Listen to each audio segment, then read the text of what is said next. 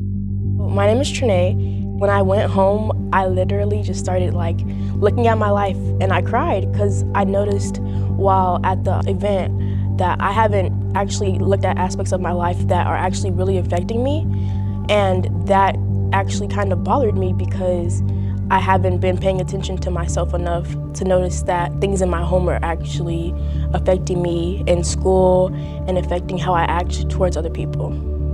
We came up with Black Girls Empower, and basically that's rooted in what we do, what we have always done. The EM stands for Education and Mentoring, and so we're thinking about ways to increase opportunities in education and in mentoring for Black women and girls. And again, specifically because a lot of programs have very specific titles and very specific populations of who they serve. So we want to look at education and mentoring opportunities and open them up for Black women and girls who are not being served, who are under-resourced, and who are being ignored. And so for us, that looks like a holistic wraparound approach where we are building meaningful relationships with Black women and girls, connecting them with other Black women and girls, so again, being in community, and then also providing them with the support and resources they need, self-care and college support, right, and encouragement. We have our Digital Dreamers Academy, which was built to suit the needs of our students who want to go into the music industry or want to go into the filmmaking industry.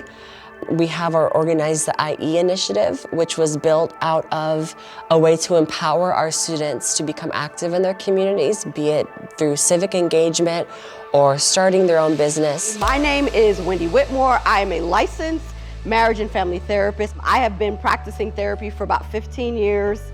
There was points in time where when I looked in the mirror, I literally hated what I saw.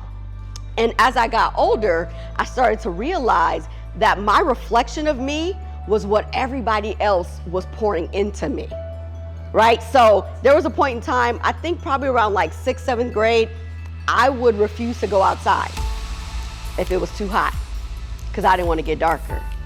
Because you know what people would say? She was saying things that I could relate to. I think at one point she was talking about hair.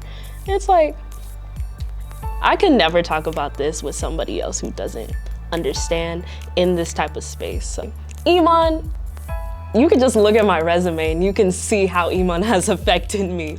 I have done things that I've never thought I was gonna do. I got to network with people that I never believed that I had the capacity to network with. It's just different. You have to be with Iman to know, and it's so difficult to explain sometimes with people because you could see the impact. It's just hard to put that in words because it's deeper than words. As cliche as that sounds. I've stuck with Iman because I have seen how empowering it is and how it changes people. I've had friends that have been in it for so long and they've been telling me about it, and I finally wanted to see for myself if it was really all the hype, and it really is worth all the hype. Iman is an amazing program. It empowers students to be themselves. It looks at a whole nother aspect of life. It challenges you to be independent, and it challenges you to work as a group even though you're still being independent. The only time you can feel comfortable about being a Black woman is being around other Black women. I truly believe that the work of the Youth Mentoring Action Network is about taking up that mantle, about picking up where our ancestors left off, about being the bridge between our ancestors and the next generation on that.